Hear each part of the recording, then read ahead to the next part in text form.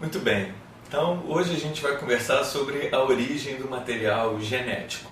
O código genético, como ele é hoje, não poderia evoluir sem a presença de... não poderia existir sem a presença de proteínas. Tá? O DNA tem uma estrutura muito complexa, assim como o RNA também, tá? Na estrutura linear com um esqueleto de açúcar fosfato dessas moléculas. Tá? Essa estrutura linear não poderia ser formada de maneira abiótica. Ela necessita de proteínas. Não tem como essa molécula ser formada sem proteína. Uma tautologia. Quem veio primeiro? O código genético ou o metabolismo? Algo parecido com quem veio primeiro, a galinha ou o ovo? Foi o código genético que veio primeiro. Tudo bem, porque as proteínas têm que vir depois do código genético. Mas você só pode ter código genético se você tiver proteína. Então, como é que a gente resolve esse embate? Na verdade, o primeiro código genético não deve ter dependido nem de DNA, nem de RNA. Aonde nós podemos encontrar uma estrutura organizada o suficiente sem que essa organização dependesse de um processo vital? A resposta é nos cristais. O que é um cristal? É uma estrutura extremamente organizada, onde essa organização depende apenas de propriedades intrínsecas do átomo. Quer dizer, um cristal de carbono, um diamante, ele não necessita de nenhuma outra informação que seja externa à molécula do carbono. A molécula do carbono pode fazer 4 ligações valentes, ela tem um determinado tamanho, determinado raio atômico, e essas propriedades vão determinar a forma como um carbono é capaz de se ligar ao outro. E eventualmente a gente pode obter uma estrutura cristalina. O que se imagina que possam ter sido os cristais que deram origem ao código genético foram os cristais de argila. Tá? Por quê? As argilas têm grande capacidade de adsorção.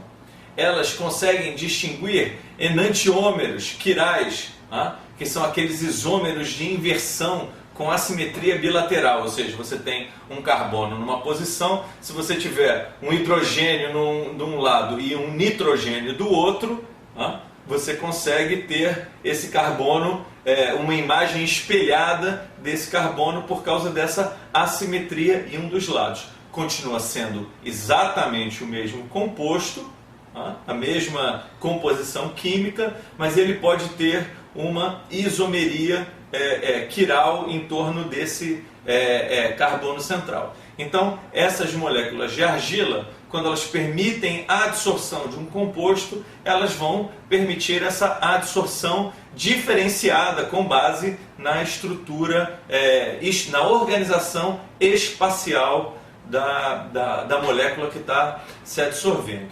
Né? Elas também são capazes de distinguir estados redox, né, de redução ou de oxidação da molécula, justamente por causa das interações eletrostáticas do fenômeno de adsorção. Compostos misturados à sua matriz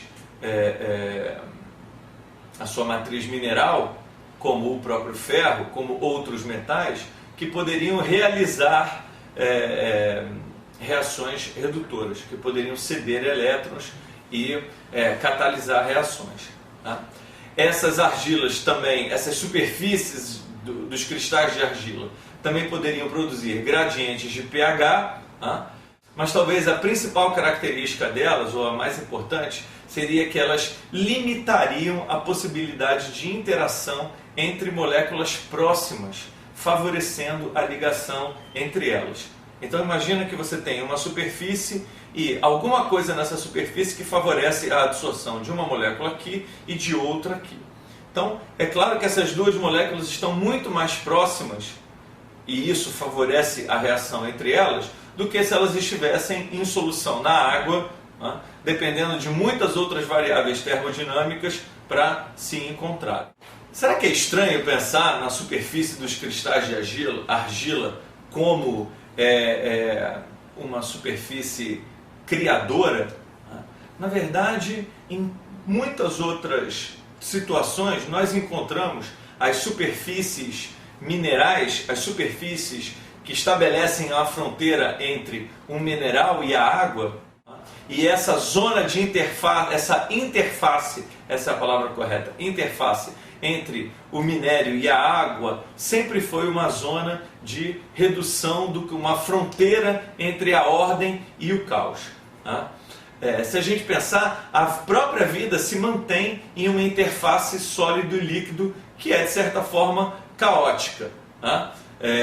Por quê? Nós temos moléculas no citoplasma que estão dissolvidas no citoplasma, mas ao mesmo tempo a posição dos átomos dentro dessas moléculas não é fluida.